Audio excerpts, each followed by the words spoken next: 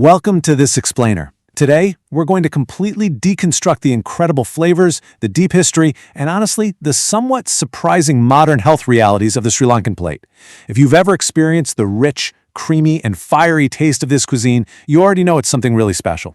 But there is a massive story hidden behind all those spices. You know, when you're digging into those vibrant curries and sambals, you aren't just tasting food. You are literally tasting ancient Ayurvedic wisdom, the rise and fall of colonial empires, and centuries of global trade. It is quite literally a map of global history served up right there on a banana leaf.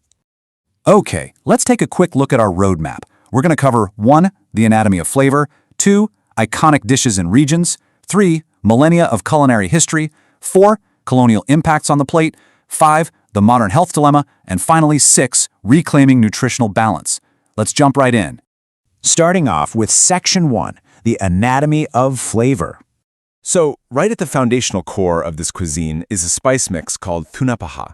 And this isn't just about making things taste good, though trust me, it absolutely does. When you mix coriander, cumin, fennel, and infuse them into slow-simmered coconut milk, the depth of flavor is just massive. But here's the really wild part. Almost all of these traditional spices are secretly doing double duty. Turmeric is anti-inflammatory, while ginger, chili, and black pepper actually aid digestion. This mix acts as a natural antimicrobial preservative, lowering the pH of the food to keep it safe in a hot, tropical climate. It's essentially culinary science perfectly disguised as flavor. Moving on to Section 2, iconic dishes and regions.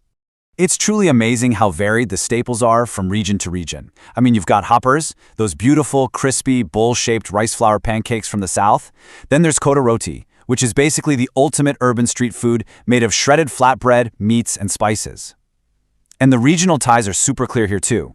The northern Jaffna cuisine gives us these incredibly spicy crab curries.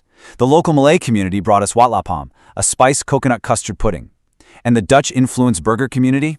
They gave us lamprais, this incredibly rich parcel of ghee rice and curries wrapped up in a banana leaf. Now, the absolutely crucial takeaway here is energy density. Just think about that number, 710. A typical 480-gram plate of traditional rice and multiple curries packs around 710 kilocalories. That is a hearty, carb-heavy, coconut-rich meal. And it makes total sense, right? It was originally designed to fuel people working these long, grueling days in an agrarian society. As we'll see in just a minute, that specific number becomes a real game changer when we look at modern lifestyles. Which brings us to Section 3, millennia of culinary history.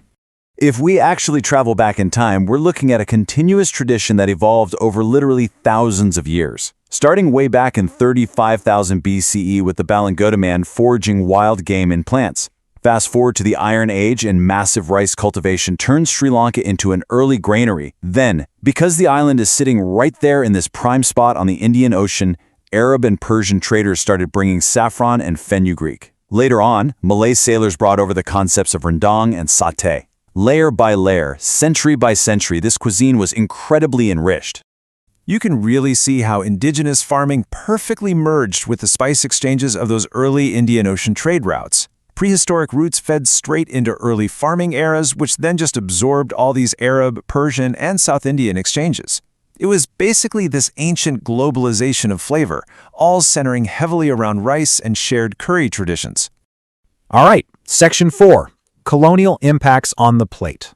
So building into the modern era, we get these colonial layers. The Portuguese, the Dutch, the British, they each sequentially left an indelible mark on the local culture. Starting right around the early 1500s, these foreign powers arrived, usually to control the highly lucrative spice trade, and they ended up completely transforming local agriculture and the daily menus. Okay, this is actually mind-blowing. The chili pepper, which is practically synonymous with Sri Lankan heat today, was actually brought by the Portuguese in the 16th century. No way, right? Before that, the heat mostly came from black pepper. The Portuguese also brought cassava and bread. Then the Dutch came in and introduced kokies, those intricate little fried cakes, and really expanded cinnamon cultivation. Finally, the British showed up with dairy cattle, tea, and upcountry veggies like carrots and potatoes. Every single wave of influence was masterfully indigenized into the style we know and love today. And that leads us to Section 5, the modern health dilemma. Today, though, the dietary landscape is shifting, and, well, not entirely for the better. Starchy staples, Mostly polished white rice now supply a massive 60 to 70% of daily calories. And what that does is it severely pushes out vital leafy greens, fruits, and legumes, leaving them at only about 30% of recommended levels. So we are witnessing this stark nutrition transition. We've moved away from this ancient, perfectly balanced, plant-centric diet that was rich in vegetables, pulses, and unpolished rice. Instead, modern habits are leaning way too hard on refined white rice, deep-fried snacks, and highly processed foods packed with added salt. And the so what here is pretty severe. This shift has caused non-communicable diseases, things like diabetes and heart disease, to account for an astounding 75% of deaths in Sri Lanka today. It's this phenomenon of hidden hunger, where people are eating plenty of calories for sure, but they're suffering from really dangerous micronutrient gaps. Finally, Section 6, Reclaiming Nutritional Balance. So how do we fix this dietary imbalance? Well, the 2021 dietary guidelines lay out some super practical steps we can all think about. First off, swap out that polished white rice for traditional red or parboiled rice. It keeps its fiber and has a way lower glycemic index. Second, we gotta restructure the plate itself.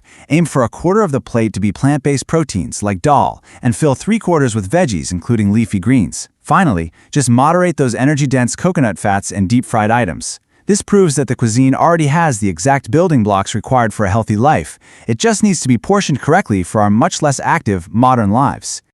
I want to leave you with this provocative thought to chew on. We've just seen how centuries of history, trade, and culture built this phenomenal cuisine. But as modern convenience keeps pushing us toward these refined, processed variations, maybe the healthiest way forward is actually looking backward. By embracing the unpolished grains, the abundant plant-based curries, and that ancient Ayurvedic wisdom that started all of this thousands of years ago, we might just find the perfect recipe for our future health. Thank you so much for joining me for this explainer, and I hope you leave with a newfound appreciation for every single flavorful bite. Thank you so much for watching. If you enjoyed this video, please remember to like, subscribe, comment, and share with a friend for more content from History Undug.